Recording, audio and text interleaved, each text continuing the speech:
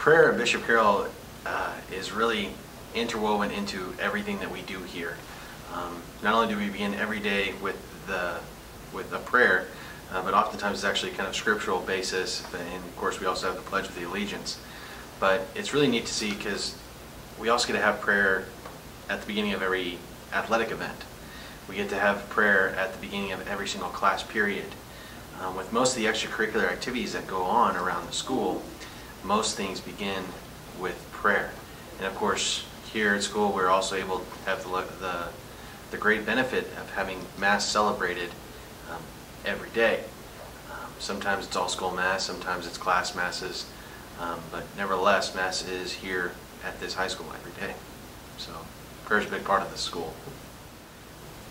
You know, public school is rather interesting because I've kind of got to, when I left Catholic school in the Diocese of Wichita, I kind of got to see the direction things were heading as far as even things as small as taking the crucifix out of classrooms would just be a huge blow to a Catholic school. As far as, you know, these images, they represent, you know, not only what we believe, but they also call us to greatness. And so just taking, you know, those kind of small mementos away is something that would be, you know, incredibly tragic. And then you take into the fact that, you know, kids aren't even allowed to vocally pray in a public school setting. It's really rather sad. Especially, and you know, the argument likes to be made that, well, you know, even public schools have religion classes. They teach about all religions, all faiths. I mean, you can say that to a degree, but there's a difference between knowing about Jesus and knowing Jesus. And that's what prayer is all about. It's not just knowing about Him, about the things that He done, about the things that He accomplished, the good that He did. It's about having a real personal relationship with Him, because that's what sustains us. That's what gives us life. I mean, prayer, of course, is one of the things that we need as far as being full alive. As St. Irenaeus would say, you know, the glory of God, you know, is mankind fully alive. Prayer becomes a huge and essential aspect of that. And you look throughout history, and you have these indications of which, you know, just look at the saints. Not all of them were exactly alike in every way, shape, or form. In fact, most of them we would say were pretty rather unique, but their prayer affected the world around them. It affected their culture. And this is one of the genius things that the Church recognizes, is that in some way, shape, and form, everything's kind of connected. The good that we do isn't just between me and God. It's between me and God and my neighbor. And you take that on the flip side, it's also the same with the bad that we do. It's not just between me and God, it's between me and God and my neighbor.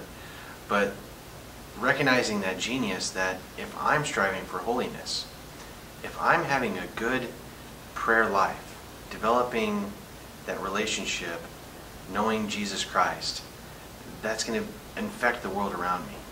It's going to infect my friends, it's going to infect my family, and eventually, maybe someday, it might also affect a complete stranger that just recognizes there's something different about this person, that there's something deeper there, something that drives them, something that gives them meaning and purpose. Okay, prayer is just obviously a very important part of the children's day. Always begins the day, we always begin the day with announcements and things, but always at the end there's, you know, a prayer right at the start of the day.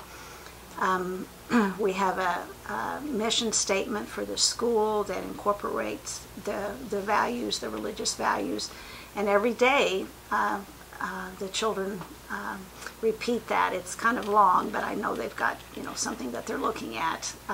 But every day the principal encourages the children to read along with that mission statement. They are so fortunate twice a week. They go to Mass, a 8 o'clock Mass, and the different classes take turns in being, you know, kind of the ministers of Mass, reading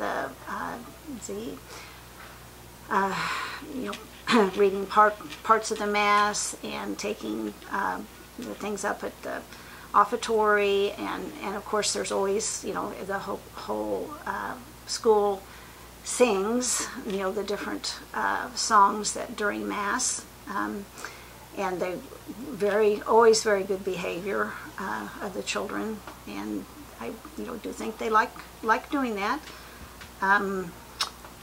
Just one thing that I remember a teacher told me one time that I was pretty odd about it. She said one time out on the playground, you know, of course, where we're located, we're close to St. Joseph Hospital, so there's oftentimes a lot of ambulances going down Harry during the recesses, and it was a group of fourth graders, I believe is what she said. Ambulance came down Harry, and they literally stopped what they were doing. They, you know, it was like a group of like, you know, 5 or 6 of them stopped what they were doing and said, you know, did the sign of the cross and asked that, you know, whoever was in that ambulance was going to be okay. And that wasn't, you know, the teacher didn't have them do it. They did it on them, you know, on their own, you know, of their own volition. So I thought that was wonderful. I would think, I mean, I haven't had experience in the public schools, but I would think that, you know, from what I've read, I know, you know, the name of Jesus and God, you know, just isn't spoken, is what I believe. So they don't have that constant presence like what the children here are lucky enough to have, to know that there's, you know, something beyond, you know, reading facts and things in books. And just, you know, what we learn in this school about being kind and to their fellow people. I mean, just, you know, all those things are stressed so much more in a Catholic school, but in particular, you know, the belief in God, for sure. Well, I mean, obviously, I think what I've read here in the diocese, the number of priests that we have who've been, you know, gone up through the Catholic education. I mean, the number of people in the seminary who have received a Catholic school education is certainly high in this diocese. So we are hopefully, you know, that's helping by teaching the children their faith. That helps, you know, the church in the long run about, you know, more priests and sisters. And it just obviously makes for life in general. You know, you have children and, you know, who grow up into adults that are concerned about their fellow people more than I think they might be if they hadn't had a Catholic school education. My whole elementary and high school, I was my parents were able to have me in a Catholic school here in Wichita, and I even graduated from Newman. So I feel very strongly about Catholic school education, for sure.